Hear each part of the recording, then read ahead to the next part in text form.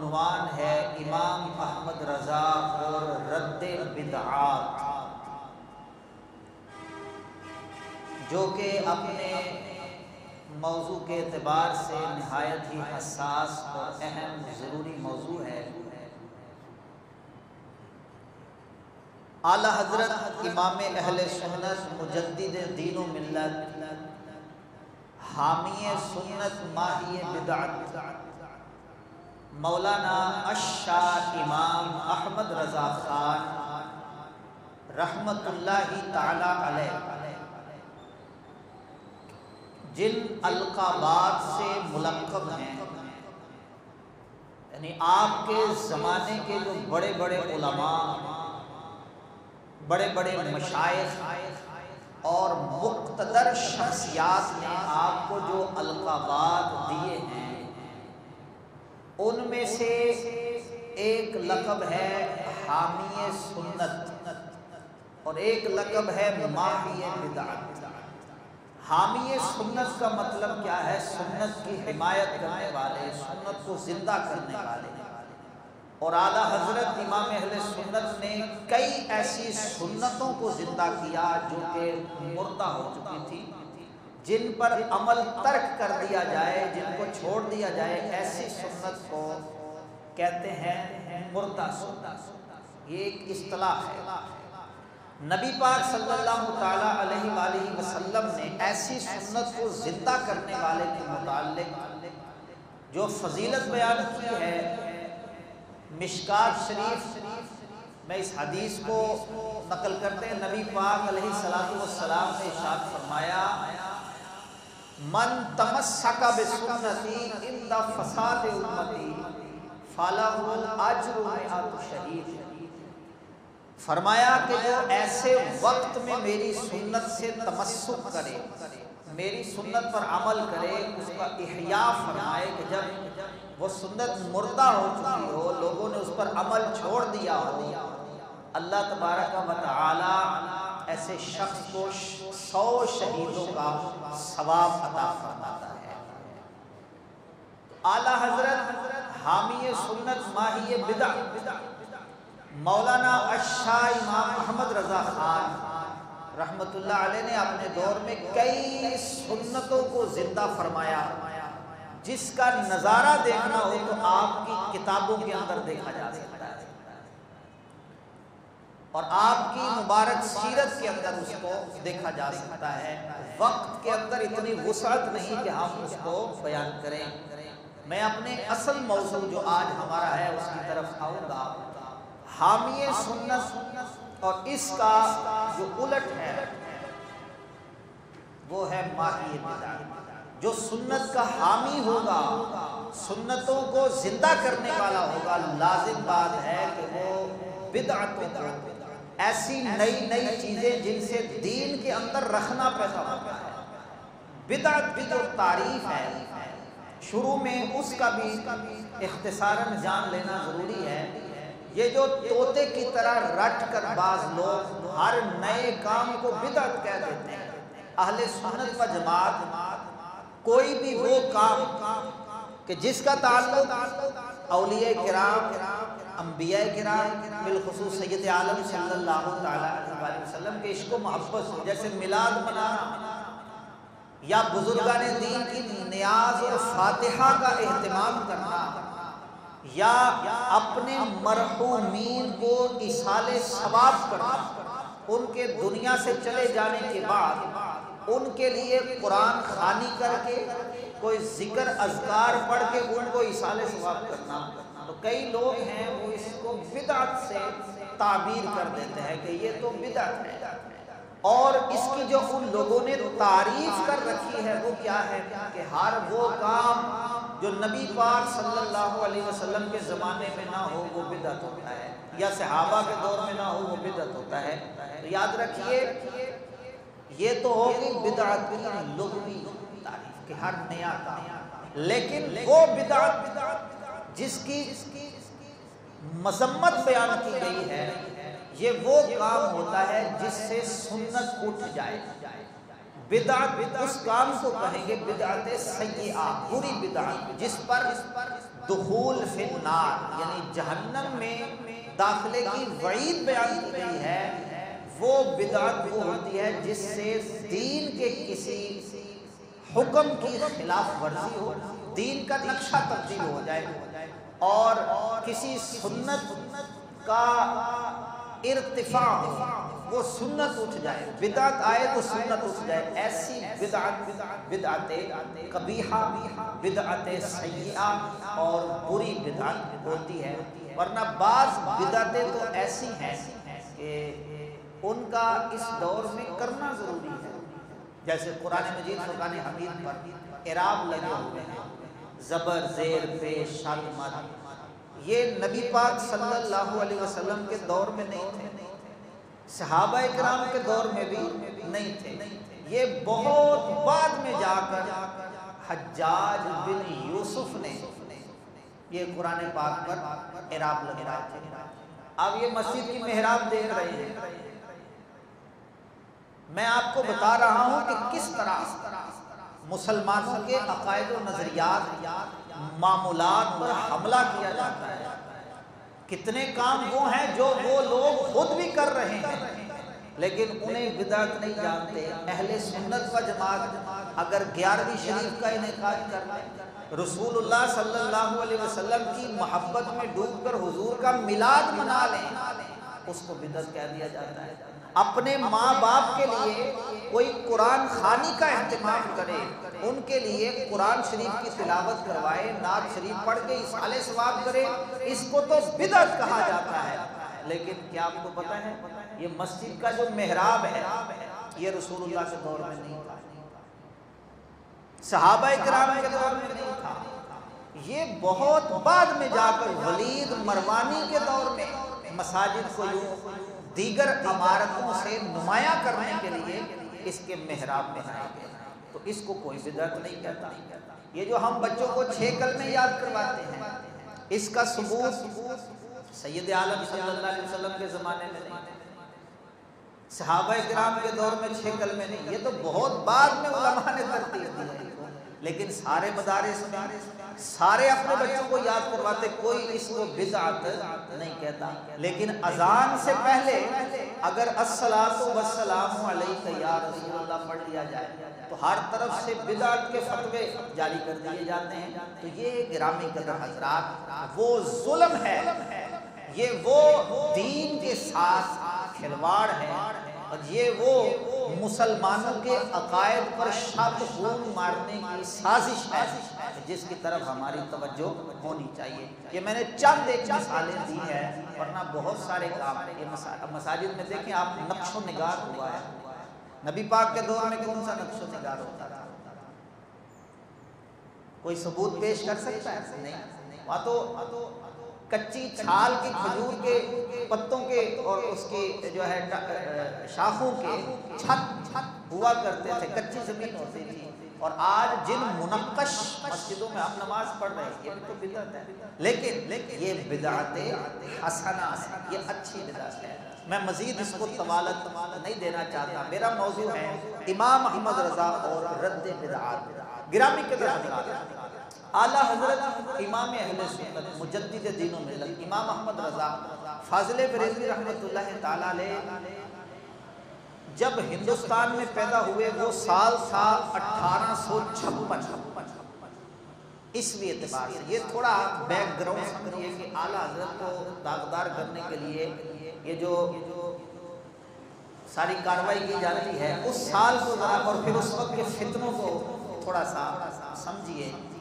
1856 میں اعلیٰ حضرت پیدا ہوئے اور 1857 یہ وہ سال ہے جب بر صغیر میں پہلی جنگ آزادی ہوئی تھی اور اس میں مسلمانوں کو شکست، اس میں ہزاروں علماء کو شہید کر دیا گیا۔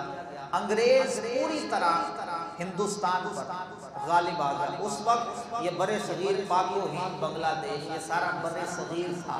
1857 میں انگریز پوری طرح جو ہے وہ ہندوستان پر غالب آئے اور انہوں نے اس کا ذکر میں اپنے پچھلے جمعہ کو کچھ میں اشارہ کر چکا ہوں کہ انہوں نے نبی کریم صلی اللہ تعالیٰ علیہ وآلہ وسلم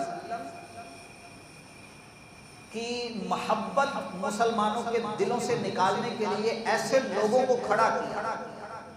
یہ تاریخ کے وہ شواہد ہیں جن کو جھٹلایا نہیں جا سکتا، اور یہ سارے مورخین نے لکھا ہے کہ انہوں نے مسلمانوں کو زیر کرنے کے لیے، بر صغیر پر قابض ہونے کے لیے جب غور کیا کہ ہم یہاں قبضہ کیسے جما سکتے ہیں، تو ان کی سمجھ میں ایک بات آئی تھی کہ ان کے دلوں میں ان کے نبی کی محبت یہ بہت زیادہ ہے. اس محبت کو اگر نکالنے میں ہم کامیاب ہو جاتے ہیں تو پھر یہاں قبضہ کرنا ہمارے لیے کچھ بھی مشکل نہیں ہوگا.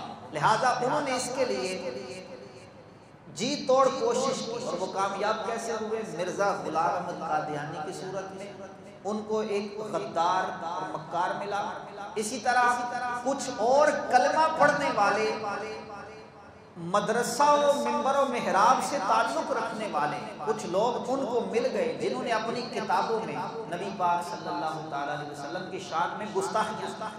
اب ہندوستان کی عوام منتشر ہو گئی، متفرق ہو گئی. یہ وہ دور تھا کہ جب فتنے وجود میں آئے. دیوبند کا فرقہ بنا، اہل حدیث کا فرقہ بن گیا، اسی طرح مرزا قادیانی کا فتنہ اٹھا، یوں بہت سارے فتنے. اب اعلیٰ حضرت امام اہل سنت امام احمد رضا، جن کو اللہ تبارک و تعالیٰ نے دین کی تجدید کے لیے پیدا فرمایا تھا، اعلیٰ حضرت رحمت اللہ علیہ جوانی کی دہلیز چڑھتے گئے. اور میں پیچھے بیان کر چکا ہوں کہ آپ اتنے ذہین و فطین تھے، صرف 14 سال کی عمر میں تو آپ رحمت اللہ تعالیٰ علیہ نے تمام مروجہ علوم کو پڑھ کر مفتی اسلام کے مرتبے پر آپ فائز ہو چکے تھے. پھر مجدد کا کام ہوتا ہے اس دور کے جو فتنے ہوتے ہیں ان کا تعاقب کرنا. اعلیٰ حضرت نے ان گستاخان رسول جنہوں نے اپنی کتابوں میں لکھا کہ نبی کا خیال نماز میں آ جائے تو بیل اور گدھے کے خیال میں ڈوب جانے سے برا ہے، جنہوں نے اپنی کتابوں میں یہ لکھا کہ ہماری لاٹھی نبی پاک صلی اللہ علیہ وآلہ وسلم سے زیادہ نفع بخش ہے کہ اس سے ہم کتے کو، جانوروں کو دور کر سکتے ہیں، نبی پاک کی ذات سے تو یہ بھی نہیں ہو سکتا. جنہوں نے اپنی کتابوں میں یہ لکھا شیطان کا علم زیادہ ہے، ملک الموت کا علم زیادہ ہے، نبی پاک کا علم کم ہے. اسی طرح کی بے شمار گستاخیاں کی. تو اعلیٰ حضرت رحمت اللہ علیہ نے اپنے قلم کے ذریعے ان کا تعاقب کیا اور ان کا رد کیا. جب اس کا وہ لوگ جواب نہ دے سکے اور نہ انہیں توبہ کی توفیق ہوئی تو پھر ان لوگوں نے ایک جھوٹ بولا. اور یہ ایک محاورہ ہے، یہ بات کہی جاتی ہے کہ جھوٹ کو اس کثرت سے بولو کہ اس پر سچ کا گمان ہونے لگے. ایسا ہی کیا گیا. امام اہل سنت جو عاشق رسول، محب وطن اور مصلح امت تھے، جنہوں نے بدعتوں کا قلع کما کیا اور سنت کو زندہ کیا، ان کے خلاف اس قدر جھوٹ بولا گیا، اس قدر جھوٹ بولا گیا. کہا گیا کہ یہ تو بدعتوں کو ایجاد کرنے والے ہیں. ٹھیک ہے، کہا گیا یہ بدعتوں کو ایجاد کرنے والے ہیں، جبکہ حقیقت اس کے بالکل برعکس ہے. اعلیٰ حضرت رحمت اللہ علیہ کی کتب اور فتاوی کا مطالعہ کیا جائے تو ہمیں یہ معلوم ہوگا کہ آپ رحمت اللہ علیہ حامی سنت اور ماہی بدعت، سنت کے حامی اور بدعت کو مٹانے والے. میں چند باتیں آپ حضرات کی خدمت میں پیش کرتا ہوں. ہم اہل سنت و جماعت پر یہ الزام تراشی کی جاتی ہے، یہ الزام لگایا جاتا ہے، آپ میں سے بہت سارے لوگ جانتے ہوں گے کہ یہ سنی بریلوی لوگ جو ہیں یہ درباروں پہ جاتے ہیں اور جا کر سجدے کرتے ہیں. کہا جاتا ہے کہ یہ ہمارے متعلق یہ کہا جاتا ہے. لیکن یاد رکھیے ایک اصول آپ ذہن میں رکھ لیجئے کہ کسی بھی مذہب یا کسی بھی مسلک اس کے اندر کوئی بات سند کا درجہ رکھتی ہے یا نہیں، یعنی وہ عمل اس مذہب کا ہے یا نہیں ہے، اس کا فیصلہ عوام کا عمل نہیں ہوتا، بلکہ اس مذہب کے اصول اور معتقدات سے ہوتا ہے۔ مثال کے طور پہ کتنے مسلمان ہیں جو جھوٹ بولتے ہیں؟ بولتے نہیں بولیے۔ کتنے مسلمان ہیں جو بدنگاہی کرتے ہیں؟ کتنے مسلمان ہیں جو شراب پیتے ہیں، زنا کرتے ہیں؟ تو اس کا کیا مطلب ہے؟ اسلام نے اس کی اجازت دی ہے؟ کیوں جی؟ اسلام نے تو اجازت نہیں، نہ بانی اسلام نے اجازت دی، نہ ہمارے پاک پروردگار نے اجازت دی۔ ہماری مذہبی کتاب قرآن ہے، اس میں یہ چیزیں حرام ہیں۔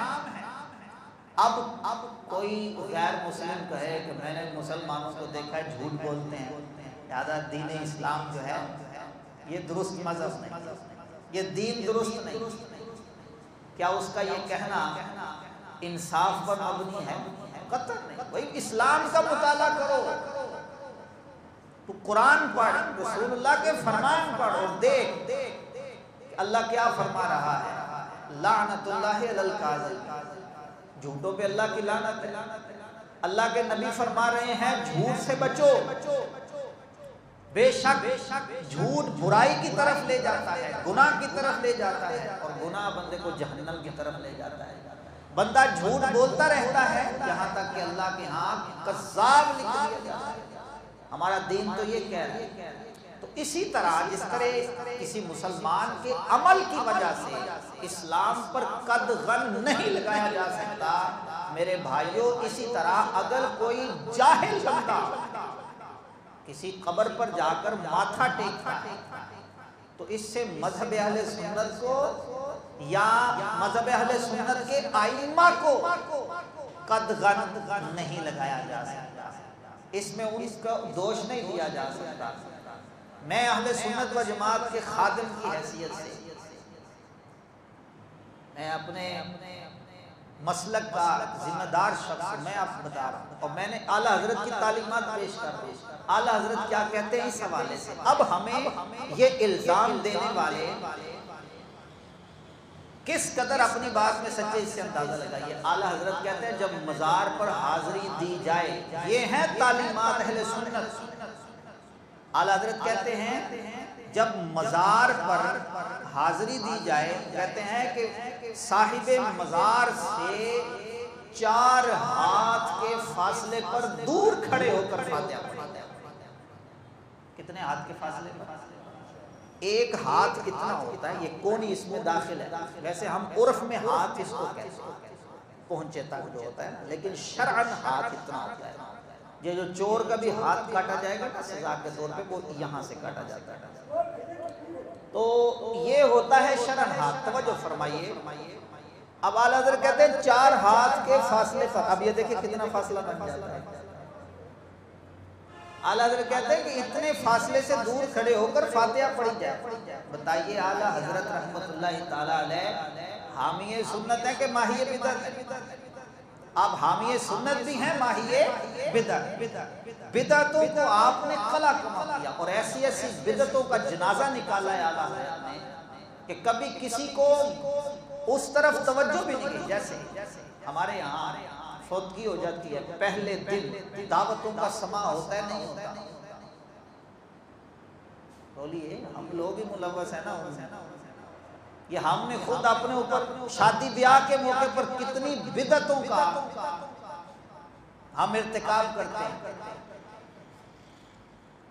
لیکن وہ لوگ جو اعلیٰ حضرت کو کہتے ہیں نا کہ انہوں نے بدعتوں کو فروغ دیا ہے، تو کبھی فتاویٰ دیکھیں نا اٹھائیں اعلیٰ حضرت کا، دیکھیں کہ جن بدعتوں پر تمہیں بولنے کی توفیق نہیں ہے، میرے امام نے پورا رسالہ لکھا ہے، پورا رسالہ لکھ کے اس بدعت کو ثابت کیا ہے، اور اس کے اپنے متعلقین و متوسلین کو اس سے اجتناب پر سختی سے عمل بھی کروایا ہے۔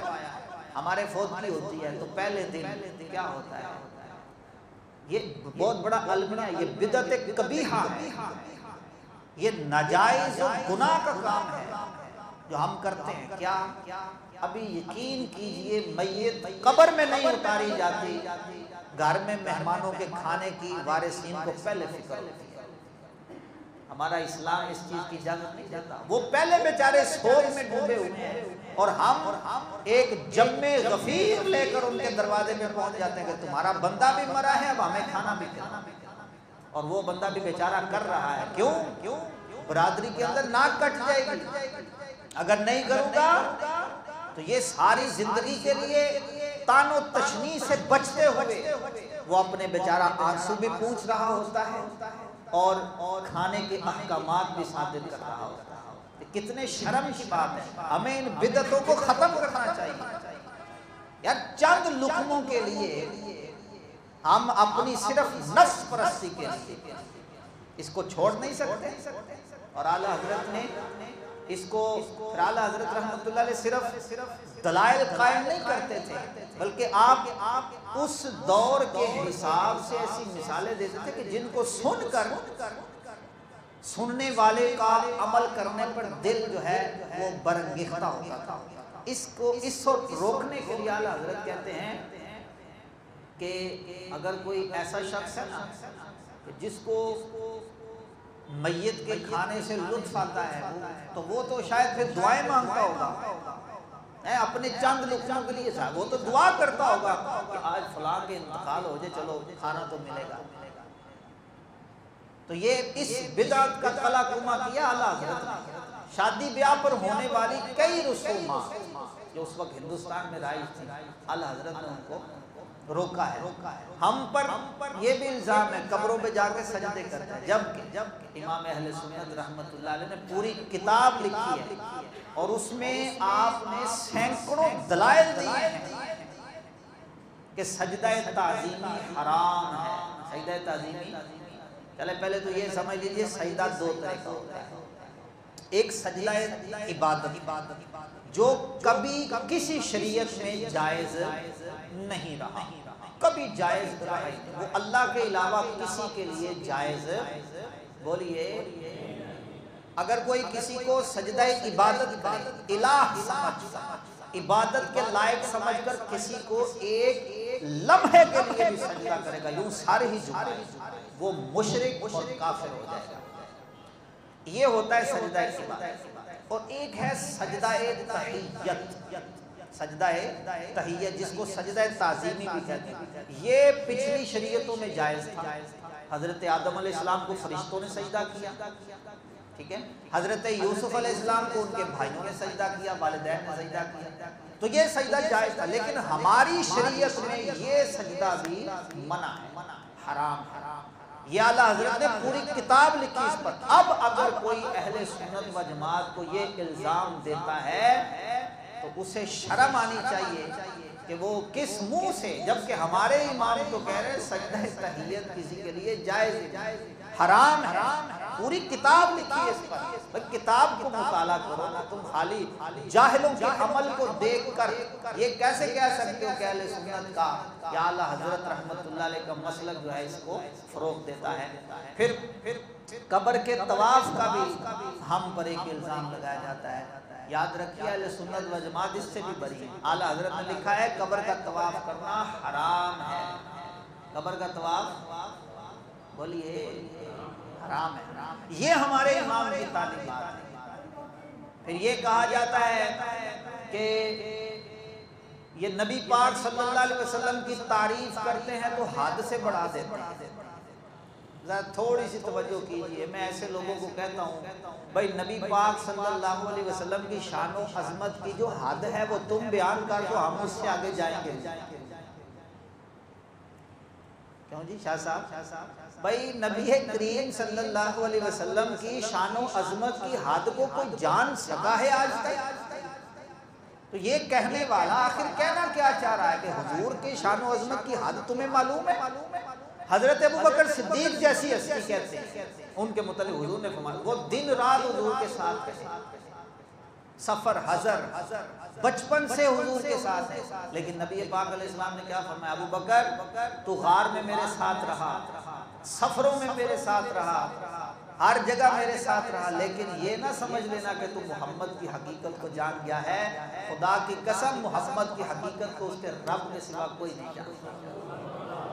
تو یہ جو کہہ رہے ہیں کہ حضور کی شانوں سے بڑھا دیتے ہیں، بھائی بڑھا دیتے ہیں، تم حد تم بیان کر دو، اس سے آگے ہم جائیں گے نہیں، تو حد تو معلوم ہی نہیں ہے۔ اعلیٰ حضرت رحمت اللہ علیہ کا ایک ہی شعر جو اس عقیدے کی پوری ترجمانی کر رہا ہے، جو کہتے ہیں نا کہ بڑھا دیتے ہیں، بڑھاتے کوئی نہیں۔ اعلیٰ حضرت کہتے ہیں اپنے ایک نعتیہ شعر کے مقطع میں کہتے ہیں، لیکن رضا نے ختم سخن اس پہ کر دیا، پوری نعت ہے، پہلے بیان کرتے رہے، یہ کہوں یہ کہوں، سرور کہوں کہ مالک و مولا کہوں تجھے، باغ خلیل کا گل زیبا کہوں تجھے، اللہ نے تیرے جسم منور کی تابشیں، اے جانے جاں میں جانے تجلا کہوں تجھے، صبح وطن پہ شام غریبہ کو دوں شرف، بے کس نواز گیسوں والا کہوں تجھے، مجرم ہوں اپنے عفو کا ساما کروں شہا، یعنی شفیع روز جزا کا کہوں تجھے، تیرے تو بس عیب تناہی سے ہیں بری، حیران ہوں میرے شاہ میں کیا کیا کہوں تجھے۔ اور آخر میں کہتے ہیں لیکن رضا نے ختم سخن اس پہ کر دیا، خالق کا بندہ خلق کا آقا کہوں تجھے۔ وہ تو بندہ کہہ رہے ہیں، بھائی قائل جو ہوتا ہے اس کی اپنی بات کا اعتبار ہوتا ہے۔ اعلیٰ حضرت تو کہہ رہے ہیں خالق کا، اللہ کا بندہ کہوں، لیکن فرمایا کہ جیسا بندہ تم کہتے ہو ایسا بندہ نہیں ہم کہتے ہیں، ہم ان کو خیر بشر کہتے ہیں۔ وہ بشر ہیں تو ایسے بشر ہیں کہ زمین پر رہتے ہوئے آسمانوں کی خبریں دیتے ہیں۔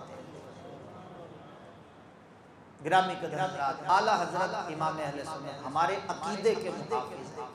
اعلیٰ حضرت کے خلاف بڑا پراپیگنڈا کیا گیا ہے، اور یہ میں نے آپ کو ابھی چند سی چیزیں بیان کی ہیں، ورنہ ان سے جب کچھ نہیں ہو پایا تو اسی طرح کے جھوٹ گھاڑ کر اعلیٰ حضرت کی طرف منسوب کیے، لیکن حقیقت پھر حقیقت ہے، وہ عیاں ہو جاتی ہے۔ انشاءاللہ اس عنوانات کا جو آخری بیان ہوگا اعلیٰ حضرت امام محمد رضا مخالفین کی نظر میں، اس میں بیان کروں گا کہ یہ جن کے چمچے چیلے آج اعلیٰ حضرت رحمت اللہ علیہ کو زبان درازی کرتے ہیں، ان کے اپنے اکابرین اعلیٰ حضرت فاضل بریلوی رحمت اللہ علیہ کے علم کو بھی مانتے تھے، ان کو عاشق رسول بھی کہتے تھے، اور ان کو سچا پکا موحد اور مسلمانوں کا پیشوا جانتے تھے، کیونکہ یہ حقیقت ہے جس کو جھٹلایا نہیں جا سکتا۔ اللہ رب العزت ہمیں تا دم زیست اعلیٰ حضرت فاضل بریلوی رحمت اللہ علیہ کی فکر کا حامل رکھے، اور اس مسلک کی ترویج و اشاعت کی توفیق عطا فرمائے۔ آمین بجاہ النبی الامین صلی اللہ تعالی علیہ